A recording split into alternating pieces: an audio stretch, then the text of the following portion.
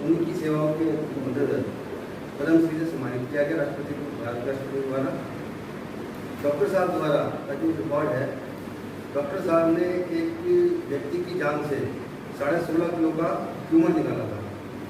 उसके बाद से उनका नाम गिनीज बुक में पहुँचना आया और लगातार डॉक्टर साहब इस तरह के कार्य में मतलब जो जितना मुश्किल से मुश्किल ऑपरेशन है वो करते रहते हैं। तो टूटी हुई जो हड्डी है जो कोई सब मना कर देते हैं वो तो डॉक्टर साहब के पास आता है।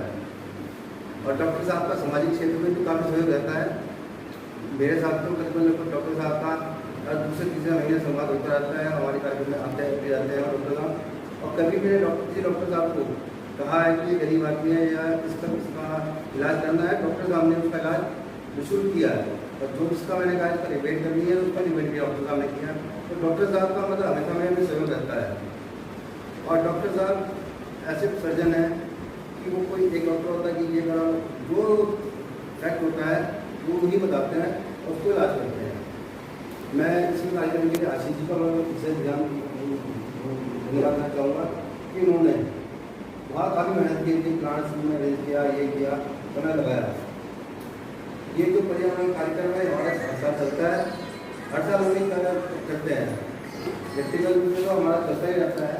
इसके अलावा डायरेक्ट डिस्ट्रीब्यूशन किसी भी कोई भी समस्या है उसको हम सॉल्व करने की कोशिश करते हैं। इसके अलावा जो धार्मिक कार्यक्रम है और जो सामाजिक कार्यक्रम है जो भी होते हैं समाज में होते रहते हैं, उसमें हमारा लगातार सक्रिय भागीदारी रहती है। धन्यवाद।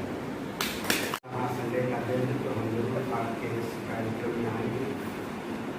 उसके उद्देश्य कई होते हैं। एक तो ये है, जैसे आपसे सचिन जैन जी से जो हमारी पहले से मुलाकात की तो मैं जानता भी हूँ, पहले भी उन्होंने कार्यक्रम किया। इसके बाद आज अहमद जैन जी से, मधु जैन जी से मैं पहले मिल चुका हूँ और सुकुमार जी से आज ही मुलाकात हुई, सुकुमार जैन जी से, गौरव जैन से आज ही मेरी मुलाकात हुई और उनके सतीश जैन जी से। क्योंकि मेरा मानना है कि इस तरह के मिलने जुलने से एक तो जो बदलाव लाया जा सकता है, जो जैसे अभी आपने वृक्षारोपण के बारे में कहा या पौधारोपण के बारे में कहा है, यदि कहीं भी कोई बदलाव लाना है तो वो बदलाव ला जा सकता सबसे जल्द और जिसमें कुछ नहीं लगता और तुरंत हो जाए, वो कोई एक चीज होता है। यदि आपको ध्यान ना जा रहा हो तो एक ही चीज है, वो है विचार।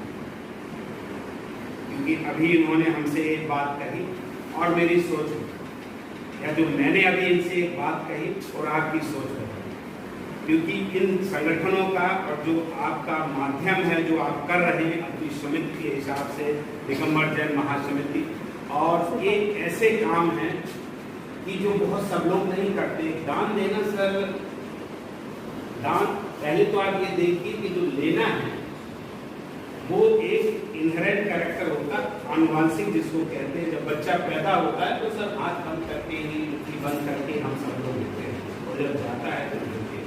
मैं इसको यूँ मानता हूँ कि जो लेना है ये तो एक हमारा मतलब कहते हैं कि कंजेनाइटल है या हेरिडिटी कैरेक्टर है, और जो देना है ये एक्वायर्ड कैरेक्टर है। और दे वही सकता है। दान देने के लिए आपके पास, हमारे पास बहुत चीज़ों की जरूरत नहीं है, सिर्फ एक ही चीज है कि जो हमारे पास है, हमारी इच्छा से यदि हमारे पास ज्यादा है वही आदमी दान दे सकता है। कुछ लोग अभी इतने भूखे हैं कि बिलियंस ऑफ डॉलर इकट्ठे कर लिए, उन्हें लग रहा है कि अभी हमारे कम है। जो अपने आप को समझे कि मेरे पास कम है वो क्या दान है। और जो अभी आपने कहा पर्यावरण की बात है, जैसे इन्होंने कहा कि सर लोगों को आज तक ये नहीं पता है कि ऑक्सीजन क्या है। हर आदमी, कोरोना में आपने देखा ऑक्सीजन नहीं मिला और हर आदमी ऑक्सीजन के लिए, लेकिन मेरा अभी भी मानना है बहुत से लोगों को ये पता ही नहीं कि ऑक्सीजन आती कहाँ से। हमारे यहाँ या पूरे यूनिवर्स में ऑक्सीजन है सिर्फ पेड़ों से। पेड़ जमीन के ऊपर हो या जमीन के नीचे। समुद्र से जो ऑक्सीजन निकलती है उसका परसेंटेज भी जितना लैंड का है उससे ज्यादा है, क्योंकि वहाँ भी जो लिविंग ऑर्गेनिज्म सभी देते हैं वो बिना ऑक्सीजन के, आदमी ही नहीं कोई भी लिविंग चीज बिना ऑक्सीजन के जी नहीं सकती। तो जिस दिन ये लोगों को बताया, और अभी अभी सभी ने बताया है कि देखिए सर, हाईवे पे पेड़ लगाए जाने चाहिए। मैंने सर बचपन से देखा हुआ, हमारा गांव से जब जाते थे शहर की तरफ या उन दोनों किसी भी हाईवे पे चले जाओ तो पेड़ होते हैं सर। आज भी आप झारखंड में देख लीजिए, वो इसकी आपको कहें कि एक प्रूफ कि आप देखें कि हर हाईवे पे अंग्रेजों ने पेड़ लगाए, और पेड़ भी सर बताऊं कहाँ पे कौन लगाए, जहाँ पे जो पेड़ हो सकता है, जहाँ गर्म जाएगा, जैसे कि आपको बुंदेलखंड में नीम, बेर, महुए के पेड़ इतने ज्यादा है, आप छत्तीसगढ़ की तरफ चले जाइए, वहाँ इतने पेड़ है कि पूरे स्ट्रेच में सर महुए के पेड़ है। यदि आप बरसात में ऐसे में निकल जाते हैं तो आप ऐसे सोचिए कि आपको ऐसे लगता है किसी शराब की फैक्ट्री में गए हैं या यहाँ पर सब लोग पीने वाले हैं। तो जब उनको ये बात समझ में आई, और ये हमारे पास इस समय हमें ना तो कोई लैंड एक्वायर करनी है, हाईवे के पास हर जगह जमीन है, और यदि आप जमीन लेंगे तो एक तो हरियाली होगी ही, दूसरी वातावरण में पड़ेगा, और जो पॉल्यूशन है उसको भी कम करेगा। ये सब चीजों के लिए कर सकता है, और सरकारों को ये नहीं, हाईवे पे लगाना हमारे आपके बस की बात नहीं है सर, ये हमारे आपके बस की बात नहीं, ये सरकारी कार्यक्रम होना चाहिए, और ये उनके माध्यम तक जाना चाहिए कि सर हाईवे की लाइन पे आप क्यों नहीं लगा सकते।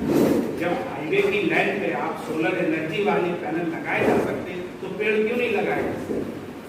और पेड़ आप वो लगाइए जिस जगह में जो होता है, जहाँ आम होता है वहाँ आम लगाइए, जहाँ जामुन होता है जामुन, जहाँ नीम होता है वहाँ नीम लगाइए, जहाँ देवदार होता है देवदार लगाइए। और ये इतना रिकरिंग इनकम होगी सरकार के लिए, आप काटते जाइए लगाते जाइए, काटते जाइए लगाते जाइए। और आपने सर देखा होगा, पेड़ में अपने बचपन की याद में आपको बताऊँ सर, मैं कुछ 6 और 7 8 में पढ़ता था उस समय, तो नीम, और हमारे यहाँ नीम भी बबूल भी बहुत ज़्यादा होते थे, और तो हमने सर अपने घर में अपने ही बगल में सर नीम के पेड़ लगा दिए। आज मुझे सर आप सोचिए करीब करीब 50 साल हो गए हैं कि वो आज भी पेड़ बड़े हैं, और मैंने अपने पिताजी की जो समाधि है उन्हीं के नीचे बनाई, इस याददाश्त से कि मुझे भी याद हो जाता है, हमने भी पानी दिया, मेरे पिताजी ने भी पानी दिया है, और उसमें हमारे आने वाली जनरेशन ही तो बच्चों। और पेड़ का महत्व जो है, एक तो सर गरीब आदमी के लिए तो हरियाली तो देता ही है, छाया देता है। जिन लोगों के गर्मियों में सर घर नहीं होते, एयर कंडीशन, हवा नहीं होते, पंखा नहीं होते, वो सोते कहाँ। पेड़ से इसलिए नहीं लगाया जाता था, नीम के पेड़ की सर कोई वैल्यू नहीं। यदि पत्ते को दादी माँ खाती थी या माँ खाती थी, कोई खाते थे, हम वहाँ घोटोल कर लेते थे, पकाया तो उससे किवाड़ बननी है, चौखट बननी है, इतना ही होता था। फल तो उसको आता नहीं, उसका फल एक खाने वाला एक ही पक्षी है, वो बहुत खाता था, और आदमी के कोई काम नहीं होता है। पकाया, हाँ, नीम की पत्ती जलाई जाती थी तो उससे मच्छर नहीं आते थे जानवर को। तो जो पर्यावरण का सर इतना जैसी आप जैसी कुछ संस्था कर रही है कि बहुत सर आप लोग धन्यवाद के पात्र तो हैं, बल्कि आप ये देखिए कि आप प्रेरणा के स्रोत हैं। वो इसलिए कि जब ये चीज़ें अखबारों में जाती है, मास मीडिया में कहीं किसी न किसी में जाएगी, फेसबुक पे जाएगी, व्हाट्सएप पे जाएगी, तो लोगों को लगेगा, और एक दूसरे खरबूजा देखकर इसमें कहीं कोई जब आप लोगों को देखते हैं तो सभी लोगों को आता है। और मैंने अभी ये पढ़ा हुआ था और देखा हुआ था, बरस द्वारा मैंने ये कविता लिखी है, उसमें इसका भी है, और ये कविता आज के इस कार्यक्रम से भी जुड़ी हुई है और आगे के कार्यक्रमों से भी जुड़ी हुई है। इसका टाइटल है सर सहयोग। मैं वैसे औद्योगिक सर्जन में सर कभी नहीं, लेकिन लिखता हूँ, ये मैंने हिंदी भी है। यह मेरे माँ बाप का सहयोगिता था जिससे मेरी उत्पत्ति हुई। यह मेरे माँ बाप का सहयोगी तो था जिससे मेरी उत्पत्ति हुई। यह मेरी बूढ़ी दादी का सहयोगी था जिससे मेरे चरित्र का निर्माण हुआ। मेरे में जो बदलाव, काम की जो मेरे काम करने की जो मेरी इच्छा है और आती है, वो मैंने अपनी दादी से सीखी। मैं सोता भी उन्हीं के साथ था, और जब वो खेत पे जाती थी तो उनके साथ जाता था। यह मेरी पत्नी का सहयोगी तो था जिससे मेरे परिवार का विस्तार हुआ। यह मेरे बच्चों का सहयोगी तो था जिससे मेरे परिवार का विकास हुआ। यह मेरी नन्ही पोतियों का सहयोगी तो था जिससे फिर से मुझमें स्फूर्ति का संचार हुआ। यह मेरे देश विदेश के गुरुओं का सहयोगी तो था जिससे मेरे व्यक्तित्व में इतना निखार आया। मैं आज की तारीख में कम से कम सरकार में अपनी जा चुका हूँ, अपने ज्ञान को ले चुका हूँ और उनसे ले चुका हूँ। यह मेरे देश विदेश के गुरुओं का सहयोग ही तो था जिससे मेरे व्यक्तित्व में इतना निखार आया। यह मेरे समाज और सहयोगों का सहयोग ही तो था जिससे मुझे इतना महान बना। इसलिए गालिब कहते हैं महान होते नहीं, महान बनाए। गालिब कहते हैं महान होते नहीं, महान बनाए जाते। हर छोटी चीज पहले सूक्ष्म होती है, हर छोटी चीज पहले सूक्ष्म होती है। महान तो एक प्रकृति एवं समाज बनाती है। आप सोचिए कि सर हमारे आपके बनाने में प्रकृति का कितना योगदान है, इसको आज भी हम लोग नहीं समझ पा रहे हैं और हम प्रकृति से लड़ाई लड़े। कोरोना तो एक चीज है, हर छोटी चीज पहले सूक्ष्म होती है। महान तो यह प्रकृति एवं समाज बनाता है। क्या यह सब सहयोग के बिना संभव था? कदापि नहीं। इस शब्द को मात्रा में न तोलो, इस शब्द को मात्रा में न तोलो, शब्द के गुणों में तोलो। यद्यपि यह शब्द हवा की तरह हल्का है, लेकिन इसमें हवा की तरह जीवन शब्द है सहयोग। इस शब्द को मात्रा में न तोलो, शब्द के गुणों में तोलो। यद्यपि यह शब्द हवा की तरह हल्का है, लेकिन इसमें हवा की तरह जीवन है। एक जूलू अफ्रीकन कहावत कहती है, उबुंटू गिवेंटू जावंटू, अर्थात एक आदमी दूसरे आदमी से, एक आदमी दूसरे आदमी से है। सहयोग ही तो है जीवन का आधार, सहयोग ही तो है जीवन का आधार। यह सहयोग ही है जो बनाएगा भावी पीढ़ियों का भविष्य। सहयोग हम सबके जीवन का आधार ही नहीं, सहयोग हम सबके जीवन का आधार ही नहीं, बल्कि पूरी सृष्टि का है। सहयोग हम सबके जीवन का ही आधार नहीं, बल्कि पूरी सृष्टि का है आधार। तत्वार्थ सूत्र में लिखा है, परस्पर उपग्रहो जीवाना, अर्थात सभी जीव एक दूसरे पर आश्रित। तिरुवल्लुवर ने कहा है, अच्छे शब्दों को ध्यानपूर्वक सुनो, चाहे वे थोड़े से ही क्यों ना हो। सहयोग देना सीखो, सहयोग लेना सीखो, सहयोग से मैं आपके सभी पदाधिकारियों को एक बार फिर धन्यवाद देता हूँ कि आपने मुझे यहाँ पर आमंत्रित किया और मैं अपने विचारों को आपके साथ बांट सका। और मैं भारत की संस्था को अपनी शुभकामनाएं देता हूँ कि आपका स्कूल दिन क्योंकि मेरा मानना है सर, हम और आप यहाँ बैठे हुए सिर्फ 3 चीजों की वजह से बैठे हैं, भोजन, शिक्षा, पैदा हुए खाना में जैसा भी माँ बाप ने दिया, इसलिए जिंदा रहे। क्योंकि आज भी 5 साल के बच्चे 50% बच्चे अपने देश का 5th बर्थडे नहीं मनाते और 5 से 15 के बीच में मेरे माँ बाप ने स्कूल भेजा और मैं फट्टे के स्कूल में, लेकिन उसी शिक्षा की वजह से और उसी समय बीमार पड़ा तो इलाज करा, आदमियों का डॉक्टर मिला, आदमियों का नहीं तो जानवरों के डॉक्टर से इलाज करा। और मैं आप सबसे पूछता हूँ, क्या इन 3 के अलावा आपके जीवन में कोई चौथी चीज है? सहयोग है या योगदान?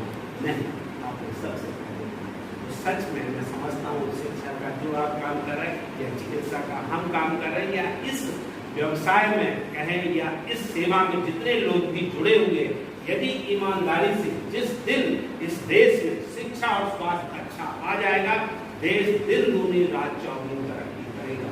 विश्व गुरु बनने के लिए सिर्फ इसलिए नहीं क्योंकि आपने सुना हर माँ बाप के लिए अपना बच्चा हीरा होता है, हीरे की परख जौहरी कर सकते हो, आप नहीं देती आज के बराबर। सिर्फ कहने से हमारा देश विश्व गुरु नहीं बनेगा। सच्चे मायने में यदि हमें इस देश को विश्व गुरु बनाना है तो हमें सबको सस्ती, अच्छी, एक सी और सब और क्वालिटी वाली अच्छी वाली शिक्षा देना पड़ेगा, स्वास्थ्य देना पड़ेगा, तभी हमारा देश सच्चे मायने में तरक्की करेगा, सच्चे मायने में विश्व गुरु बनेगा। अर्थात जब तक ये चीजें नहीं मिलती हैं तो आप सोचिए ये बिल्कुल भूल की और इन शब्दों के साथ फिर आपको अपना धन्यवाद देता हूँ।